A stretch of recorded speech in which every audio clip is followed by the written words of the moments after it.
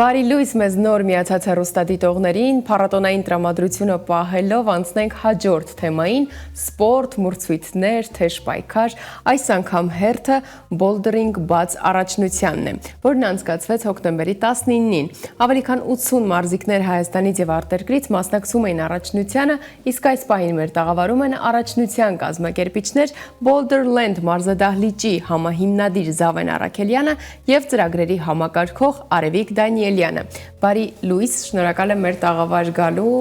եւ այս թեմայով մեզ հետ զրուցելու համար։ Կարծում եմ հետաքրքիր թեմայով ենք զրուցելու, որովհետեւ բոլորիս հիմա հետաքրքրում է, թե այդ ինչ առաջնություն է, որն է բոլդերինգը, խնդրում եմ ներկայացնեք մեզ։ Բարի լույս։ Բոլդերինգը ժայռամագլցման մի տեսակ է, ժայռամագլցումը ունի 3 տեսակ՝ բոլդերինգ, սփիդ եւ լիդ։ Բոլդերինգը դրանցից մեկն է։ Այս տարի մենք կազմակերպել ենք բոլդերինգի մրցումներ, նախորդ տարի ենք կազմակերպել, ուղղակի այս տարի արդեն ուղիները ավելի շատ էին եւ մրցակցությունն ավելի բարձր էր, քան նախորդ տարի։ Եկեք հասկանանք ինչպես տեղի ունեցավ այդ առաջնությունը, ինչ հասել է առաջնություն, ովքեր էին մասնակիցները, ովքեր հաղթեցին։ Քանի որ այս սպորտաձևը նոր է եւ մենք առաջին քայլերն ենք անում այս ասպարեզում, հետեւաբար մենք տվել ենք լայն հնարավորություն հասարակությանը, որպեսզի կարողանան մասնակցել եւ սկսնակները եւ պրոֆեսիոնալները եւ իրենց համար պատրաստել էինք տարբեր բարդության ուղիներ։ Առաջնությունը բաց էր, սա նշանակում է, որ մասնակցել են ոչ միայն հայ, այլ նաև արտերկրից մարզիկներ, ունեցել ենք Ղազախստանից, ունեցել ենք Պարսկաստանից, Ռուսաստանից շատ մարզիկներ, ովքեր մեր հայերի հետ հավասար մրցակցել են։ Սա շատ լավ էր հենց հայերիս համար, որովհետև մեր մարզիկները նոր են սկսում փորձ ձեռք բերել այս ոլորտում։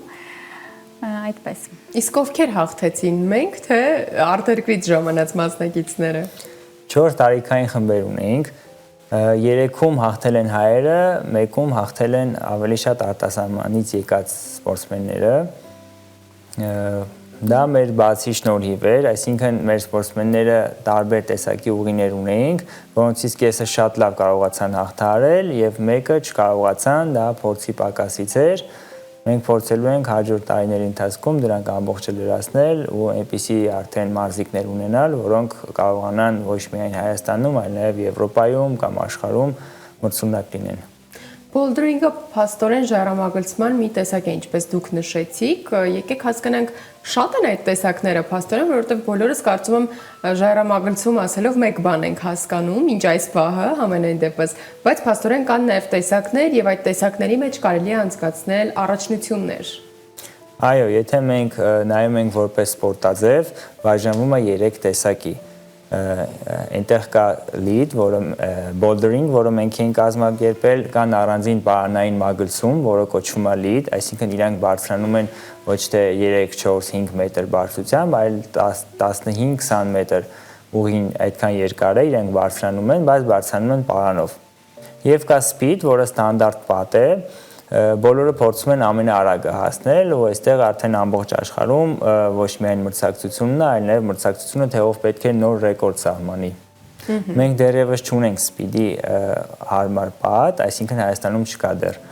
բայց հուսով ենք, որ մոտ ապագայում դա էլ կունենանք։ Իսկ այս առաջնությունը որտեղ էր անցկացվում ձեր մարզադպրոցում, թե նաև գուցե մենք ունենք հնարավորություն բնության գրկում անցկացնել այսպիսի առաջնություններ, թեկուզ հետագայում։ Որպես այդպիսին սպորտային մրցումներ բնության մեջ չեն անցկացնում, անցկացնում են միայն դահլիճում։ Եվ այս մրցումները մեր դահլիճում էր, կազմակերպել ենք եւ անցկացնում ենք մեր դահլիճում։ Խոսենք նաև ձեր դպրոցից, որովհետև որքան հասկանում եմ ոչ միայն առաջնությունն է նոր,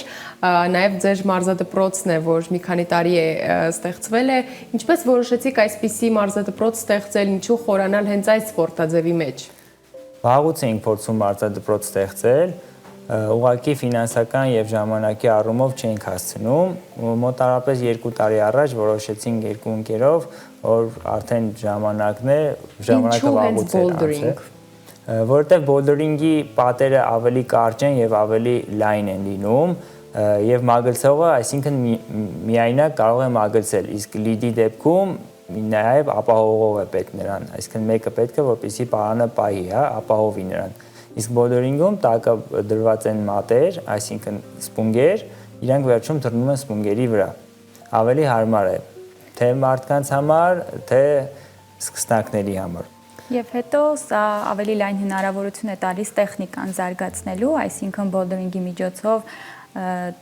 ոչ միայն ծանոթանում են այս սպորտաձևին, այլ նաև զարգացնում են իրենց տեխնիկան, ճկունությունը, ինչը հնարավորություն է տալիս հետագայում եւ ժայռերի վրա լավ մագլցելու եւ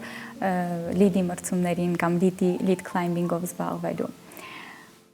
Այստեղ կարևորը ինչ էր, որից սկսեին, կարևորը մի կետից սկսելն էր եւ մեզ մոտ սկսեցինք բոլդերինգի դահլիճից։ Հուսով եմ, որ մոտ ապագայում կունենանք նաեւ ավելի մեծ լիդի դահլիճներ եւ սպիդի, այսինքն մենք հիմա ունենք մեզ մոտ լիդի պատ, ուղղակի ոչ միշտ են կարողանում օգտագործել։ Գիտեմ, որ ձեզ մոտ նաև նպատակներից մեկն է զարգացնել այս սպորտաձևը եւ կարողանալ նաև մասնակցել օլիմպիական խաղերի,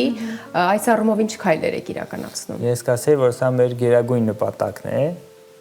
որպեսզի մենք ունենանք ապագայում այնպիսի մարզիկներ, որոնք մրցունակ լինեն թե Եվրոպայում, թե աշխարհում, թե օլիմպիական խաղերում։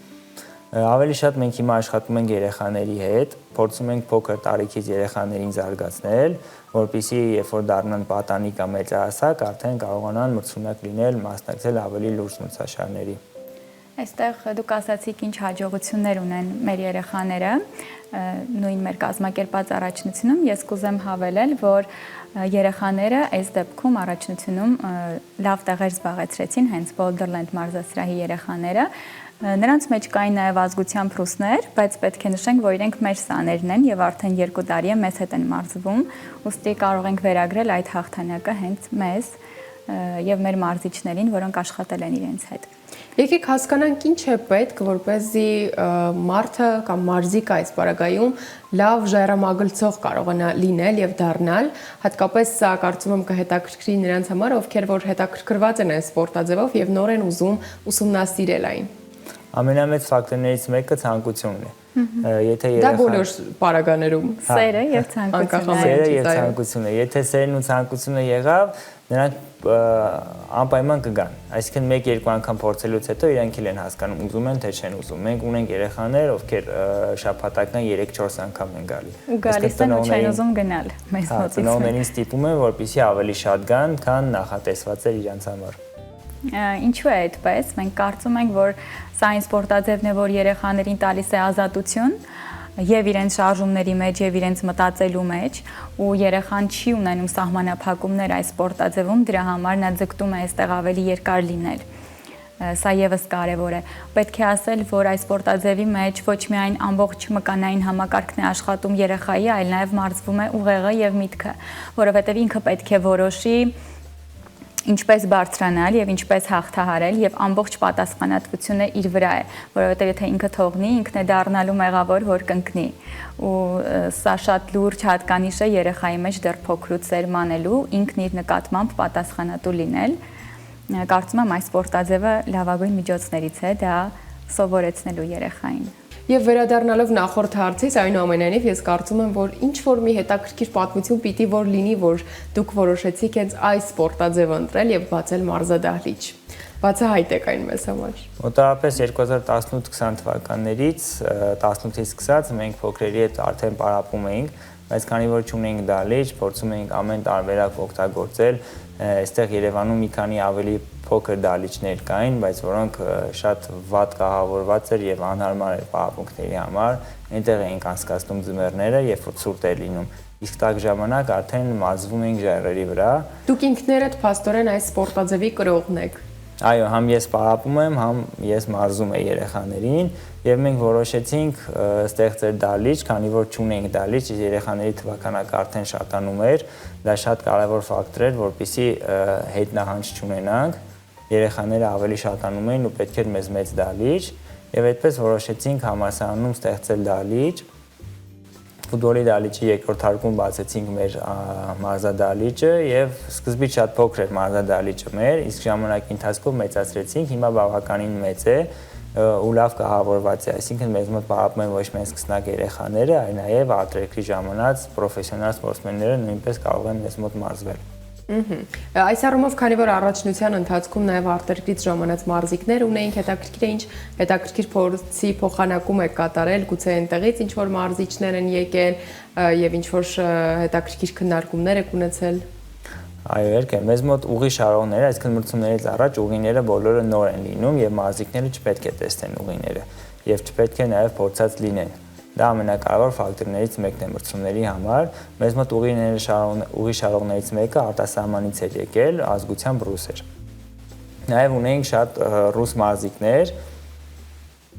եւ մեր հայ մարզիկները նաև տարբեր տեսակի շարժումներ եւ հնարքներ թե մրցումների ընթացքում, թե մրցումներից հետո փորձի փոխանակման ընթացքում թե սովորում են, թե նաև իրենք են սովորեցնում նաև արտերկրից եկած մարզիկներին։ Արևիկ, որպես ծրագրերի համակարգող, կարծում եմ այս հարցին պիտի որ դուք պատասխանեք, թե ինչ նաև ծրագրեր եք իրականացնում, որպեսզի մարզերի երիտասարդներին, երեխաներին նաև ներգրավենք, որովհետև գուցե նրանց շատ չհասնի այս ինֆորմացիան եւ շատերը ցանկանան, բայց չկարողանան գտնել նաև ձեզ կամ առհասարակ սպորտաձևը իրենց դարձնելու ինչ ուղիներ կարելի է որոնել այս բaragայում։ Այս դեպքում մենք բավականին լուրջ շեշտ ենք դրել այո երեխաներին ծանոթացնելու առհասարակ այս սպորտաձևին մարզերից ընդհանրապես երեխաներին ավելի հեշտ է ներգրավել հենց իրենց իսկ մարզում ժայռերի վրա մագլցում սովորեցնելով որից նրանց հետաքրքրությունը կմեծանա եւ իրենք կգան մեզ մոտ արդեն փորձելու։ Մենք այո զբաղվում ենք նաեւ բացօթյա ժայռամագլցմամբ, դա իրենից ենթադրում է դրսում իրական ժայռերի վրա մագլցում, որը կարող է անել եւ սկսնակը եւ պրոֆեսիոնալը։ Ավելի բարդ չէ, քան եթե գիտես, որ ինչ որ փակ տարածք է, որտեղ կարող են հաշվի առնել քո անվտանգությունը։ Ոչ, որովհետև ժայռերի վրա եւս անվտանգությունը խստորեն պահպանվում է պարանների միջոցով արդեն եւ հակառակը այս դեպքում արդեն անվտանգությունը ընկնում է հենց մարզիչի վրա կամ այդ պարանը պահողի, չէ, վրա, որը ապահովողի վրա, որովհետև երեխան երբ որ բարձրանում է, հանկարծ եթե զայթակում է, նա չի ընկնում, որովհետև պարանները իրեն պահում են։ Այս դեպքում չունենք նման խնդիր, իսկ դահլիճում հակառակը, եթե երեխան թողնում է, նա ընկնում է, չնայած որ դահլիճում արդեն դա ապահոված է այնքանով, որ տարածքն է կարճ, ցածր, ներքևում մատերն են փափուկ եւ հետո մարզիչը ի սկզբանե սովորեցնում է իրեն ինչպես ճիշտ ընկնել, դա էլ ունի իր տեխնիկան, որպեսզի վնասվածք չստանա։ Քանի որ խոսում ենք հենց բաց բոլդերինգի պարապմունքներից, դասընթացներից, կարող ենք ավելի մանրամասն ներկայացնել առհասարակ ինչ դասընթացներ ունեք դուք եւ նաեւ թե որ Հայաստանի որ մարզերում եք հասցրել իրականացնել այսպիսի բաց դասընթացներ։ Մենք բարբերաբար կազմակերպում ենք բնության մեջ մագլցումներ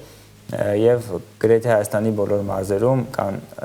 բավականին լավ ժայռեր եւ կահավորված ժայռեր, այսինքն ժայռերը նախորդ պետք է մշակել, այնտեղ տարբեր տեսակի աշխատանքներ են կատարվում։ Այդ ինչպես է կատարվում, նաեւ դա եկեք հասկանանք։ Դա մինչեւ, այսինքն երեխաների խմբի հետ, այն մարդիկ, ովքեր ունեն բավականին հմտություն եւ փորձ, այնտեղ բացում են նոր ուղիներ, այսինքն այդ ուղիները պետք է մշակվեն, թույլ քարերը հեռացվեն, բայց ամեն մեկը դա չի կարող անել, որովհետեւ դա սպეციფიկ հմտություն է պահանջում։ Դրանից հետո նոր արդեն ինստրուկտորը, հա, մարզիչը խմբով կարող է գնալ այնտեղ մարզվել կամ սովորական մարզիկներն էլ, այսինքն առանց հրահանգիչի կարող են գնալ, եթե ունեն բավականաչափ ինֆորմացիա եւ տիրապետում են գույքին եւ հանդերձակին։ Իսկ ինչպես եք հասկանում, որ տվյալ ժայռը կահավորված է, ինչպես դուք նշեցիք, եւ հարմար է ժայռամագլցման համար։ Բնության մեջ կա երկու տեսակ՝ սպորտային մագլցում եւ ավանդական մագլցում։ Ավանդական մագլցումը կազմակերպում են գույքի միջոցով, այսինքն որտեղ կա ճեղքեր, ճեղքերի մեջ դնում են տարբեր տեսակի գույք, երբ որ դու ընկնում ես, դրանք են քեզ պահում։ Եթե կա ճեղքեր եւ հնարավոր է ավանդական մագլցում կազմակերպել, այդտեղ ժայռերը չեն ծակում։ Իսկ մյուս տեսակը դա սպորտային մագլցումն է։ Սպորտային մագլցման ժամանակ ժայռերը ծակում են եւ նրա մեջ դնում են երկաթյա ձողեր, որոնք ընկնելուց քեզ պահում են։ Բավականին բարդ process է իրականում։ Հա, բավականին բարդ, ծանր եւ աշխատատար process է ամեն ինչը, բայց դա այդ ամեն ինչը կազմակերպվում է մինչև մագլցելը։ Երեխաները արդեն վայելում են դա եւ առհասարակությունները արդեն դա վայելում են բնության մեջ, վայելում են հատկապես նրանք, ովքեր դիտում են այդ ժայռամագլցման process-ը եւ ոչ միայն վայելում են, նաեւ էմոցիաներ շատ կան այնտեղ, որովհետեւ ընկնել կա կամ շատ դժվար ադրենալին է շատ բառը, այո, ադրենալին եւս կա, այո, բայց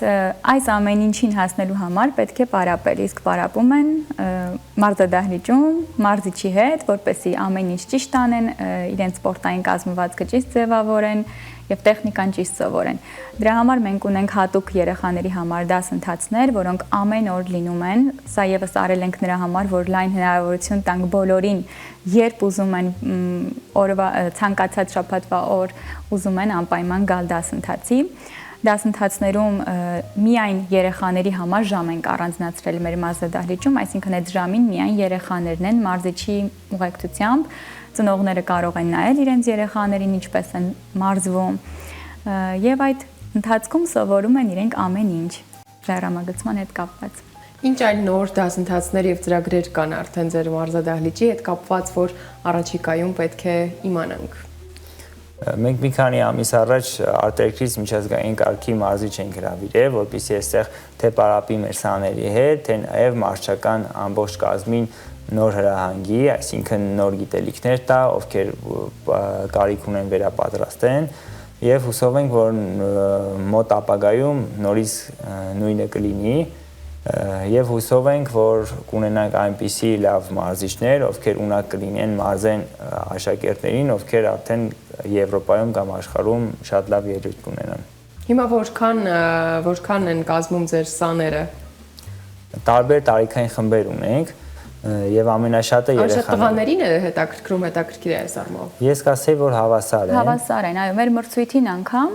հավասար քանակությամբ տղաներ եւ երեխաների պարագայում աղջիկներ էին մրցում, դա շատ ուրախալի էր, այսինքն երկու կողմին էլ բավականին հետաքրքրում է։ Իսկ մեր աշակերտների թիվը մոտ 100 է եւ ավել, իրենք անընդհատ մեզ հետ են, գուցե որոշ ընդմիջումներով, բայց անընդհատ մարզում են ու չեն հեռանում մեզանից։ Աշակերտներ ունենք, որ արդեն պլանավորել են դառնալ Եվրոպայի չեմպիոններ, այսինքն այդքան լուրջ են սկսել զբաղվել ժայռամագլցմամբ։ Իսկ որքան ժամանակ է հարկավոր, որպեսզի համարենք, որ հիմնականում այդ գիտելիքները բազային սովորել է երեխան եւ արդեն կարող է ինքնուրույն փորձել ժայռամագլցել։ Դա ինդիվիդուալ հարց է, որովհետև երեխաներ կան ու մոտ մի շաբաթ կամ 10 օր հետո անգամ այդքան արագ։ Հա, շատ լավ ստացվում է մագլցելը, իսկ երեխաներ կան, որ ամիսներ է տևում, այսինքն իրենց մոտ զարգանալը եւ պրոգրեսը ավելի դանդաղ է լինում։